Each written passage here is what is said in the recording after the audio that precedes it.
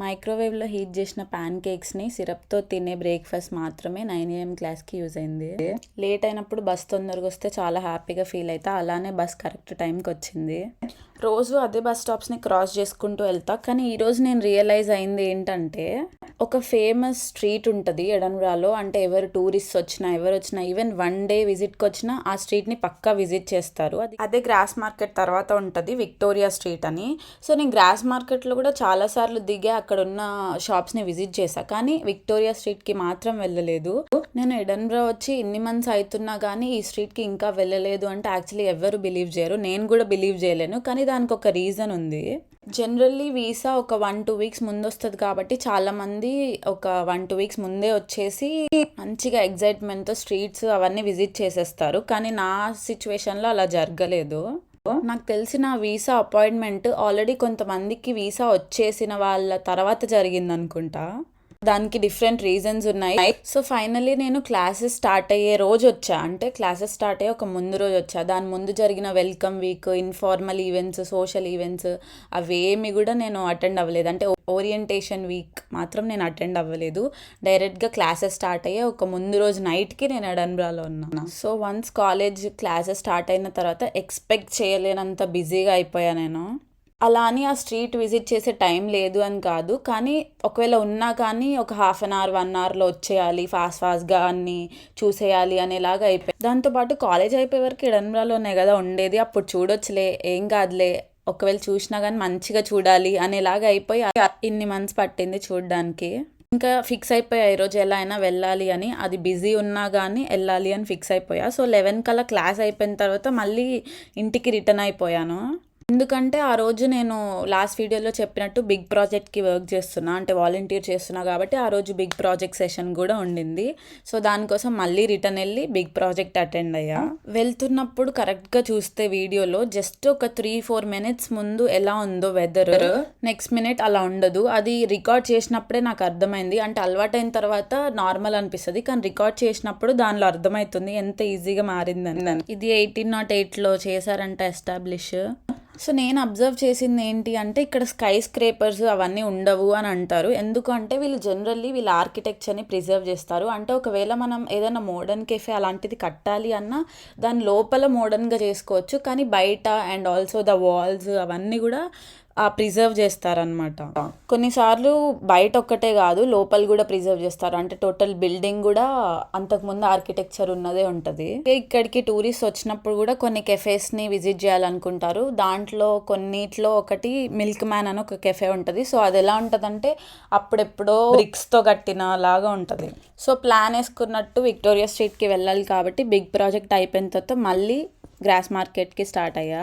So ఆ street ఎందుకు అంత ఫేమస్ అంటే టూరిస్ట్కైనా ఎవరికైనా కానీ యాక్చువల్లీ మోస్ట్ ఆఫ్ ద పీపుల్కి తెలిసే ఉంటుంది హ్యారీ పాటర్ సిరీస్. సో దాంట్లో డైగన్ యాలీ అని ఒకటి ఉంటుంది. సో ఆ యాలీని ఈ స్ట్రీట్ అంటే విక్టోరియా స్ట్రీట్ని ఇన్స్పిరేషన్గా తీసుకొని మూవీలో ప్రెజెంట్ చేశారంట. సో హ్యారీ పాటర్కి సంబంధించిన చాలా థింగ్స్ ఇంకా ఈ ఎడన్బరాలో ఉంటాయి. అంటే టామ్ రిడిల్, డైగన్ యాలీ ఇవన్నీ. ఎందుకంటే ఎవరైతే బుక్ రాశారో ఆమె ఈ కెఫే అంటే ఎలిఫెంట్ హౌస్ కెఫే అని ఉంటుంది, దాంట్లో కూర్చొని రాశారంటే. జనరల్ అప్పట్లో ఆమె కొన్ని నేమ్స్ లేకపోతే స్ట్రీట్స్ అలాంటి చుట్టూ ఉన్న వాటిని ఇంక్లూడ్ చేసింది.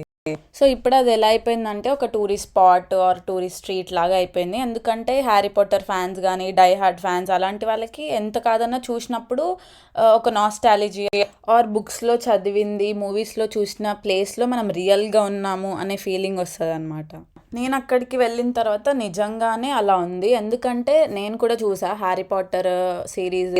సో ఆ లైన్ ఏంటంటే యాక్చువల్లీ అది ఒక shop, retailer for Harry Potter merchandise అనమాట.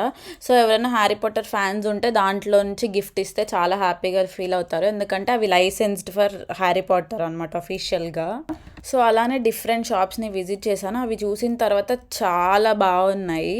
అంటే ఇప్పుడు మనం ఒక టూరిస్ట్ లాగా వస్తే మాత్రం ఆ షాప్స్ని విజిట్ చేసినప్పుడు అన్నీ కొనుక్కోవాలనిపిస్తుంది జనరల్గా. ఇప్పుడు ఇక్కడే ఉంటాం కాబట్టి మళ్ళీ కొనుక్కుంటాంలే అనుకోవచ్చు. కానీ నేను జనరల్గా ఎప్పుడైనా టూర్స్కి అలా వెళ్ళినప్పుడు ఆ ఫీలింగ్ నాకు తెలుస్తుంది, అన్నీ కొనుక్కోవాలనిపిస్తుంది కానీ కొనలేము. నేను అక్కడ చూసాను అనమాట, చాలా మంది కిడ్స్ వాళ్ళందరూ వాళ్ళ పేరెంట్స్ని, ఈవెన్ పేరెంట్స్ కూడా ఇది కొనాలా అది కొనాలా అని ఆలోచిస్తూ ఉన్నారు. ఎందుకంటే మళ్ళీ మళ్ళీ రాము కాబట్టి ఒక మంచిది కొనుక్కోవాలనుకుంటాం. అండ్ ఆల్సో మనకి కావాల్సిన బడ్జెట్లో కావాలి కాబట్టి. అండ్ మోస్ట్ ఇంపార్టెంట్ ఏంటంటే ఇలాంటి టూరిస్ట్ ప్లేస్లో జనరలీ ఖచ్చితంగా ఎక్కువ కాస్టే ఉంటాయి. అప్పుడు నా దగ్గర ఉన్న ప్రెజెంట్ బ్యాలెన్స్కి ఈ కాస్ట్ గురించి నేను చూడకపోవడమే మంచిది అని నాకు అర్థమైంది. ఇంకా అలా విండో షాపింగ్ చేస్తూ అన్నిటిని చూసా, దానిలో చాలా నచ్చాయి ఇందాక చెప్పినట్టు. సో అక్కడ ఉన్న కిడ్స్ టీ షర్ట్స్ హుడీస్ అయితే చాలా బాగున్నాయి. అంటే దాని మీద హైలాండ్ కౌజ్ లేకపోతే నెస్సీ మాన్స్టర్ అని ఒకటి ఉంటుంది, దానికి ఒక పెద్ద స్టోరీ ఉంటుంది. దాని గురించి మోస్ట్లీ అక్కడ నెస్సీ మాన్స్టర్వే ఉంటాయి. ఆల్సో ఎడన్బరా క్యాజిల్ అని, ఇంకా ప్రిన్సెస్ స్ట్రీట్ స్కాట్ మాన్యుమెంట్ అని అన్నీ. నేనైతే టూరిస్ట్ లాగా వస్తే అసలు ఏం కొనుక్కోవాలో కూడా అర్థం కాదు.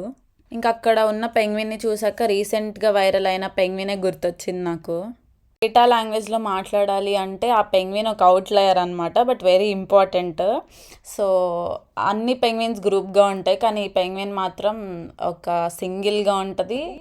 ఇంకా రష్ గురించి మాట్లాడాలి అంటే ఆ రోజు ఘోరంగా రష్ ఉంది. ఆ రోజే కాదు, ఈ పర్టికులర్ టైం పీరియడ్ అంటే ఏప్రిల్ మే ఆ టైంలో చాలా ఎక్కువ ఉంటుంది అనుకుంటా.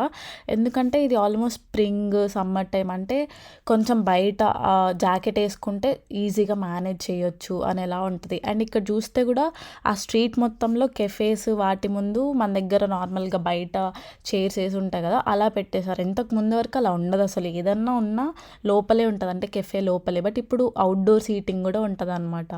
సో నేను చూసింది ఏంటి అంటే, ఇంకోటి నేను కూడా ఫస్ట్ టైం కాబట్టి నాకు కూడా ఒక టూరిస్ట్లా అనిపించింది. నిజంగా బాగుంది. నార్మల్ డేస్లో అసలు ఇంత పీపుల్ని మనం చూడము, సడన్గా ఇంత పీపుల్ని చూసినప్పుడు చాలా మంచిగా అనిపిస్తుంది. లేదంటే ఏదో సైలెంట్గా అలా కూడా ఉంటుంది అనమాట. అంటే సైలెన్స్ కావాలనుకుంటే అది బాగుంటుంది, కానీ ఇలా చూస్తే కూడా బాగుంది అన్నట్టుగా అనిపించింది. కుంటూ వెళ్తే నాకు ఒకటి కనిపించింది, అక్కడ తను ఫొటోస్ తీస్తున్నాడు. సో తీసిన తర్వాత అది ఆ ఫిల్టర్లో వస్తుంది అనమాట. నాకు ఇలాంటివి అంటే మెమరీస్ సేవ్ చేసుకోవడం మెయిన్లీ, అంటే డిజిటల్ కూడా ఇష్టమే, కానీ ఇలా పేపర్ రైటింగ్స్ లేకపోతే పోల్రాయిడ్ పిక్చర్స్ ఉంటాయి కదా, ఇన్స్టాక్స్ మినీతో తీస్తారు. సో అలాంటివి చాలా ఇష్టం అనమాట నాకు. ఇంకా వెంటనే అక్కడికి వెళ్ళిపోయా. It bounces off a satellite and lands here in my case. Okay. It communicates with my printer, Robert, and he very quickly makes you a lovely poster with your lovely piece in it, just like this. Look at you. Okay. Yeah. I would like to take You wanna that. do one? Yeah. I'll do one more for the day then. One more. Okay. All right. Yeah. Right. It's a nice one. I like Yeah, I'll just it. Yeah, that's no problem at all. and this one here. Okay, lovely stuff. Yeah. All right, we ready? Yeah. I'll give you a count of 5. So 5, 4, 3, 2, 1. Yeah. Like this. You know what? With a wand. I just forgot to take off my Take your time. I just let's put it here. Yeah, now it's fine. You ready? Yeah, now it's fine. Oh, get up. Yeah. Wingardium Leviosa. Alright. So, 5, 4, 3, 2, 1. Yeah, that's fine. Yeah. I think now it should be fine. Yeah? it's Yeah, we happy with that? Yeah. Excellent stuff. Thank you so much. Problem. It's great actually. It's a good idea. Huh? Yeah. It's not my idea, I have to say, but it is a good one. Yeah. Very popular. A photo with this camera, it does go into space, it goes to a satellite, and then it very quickly comes into my case. You know? Not a lie. And for me, being old, that's kind of bad. Yeah. Can you? I'm sorry. Let's come this way.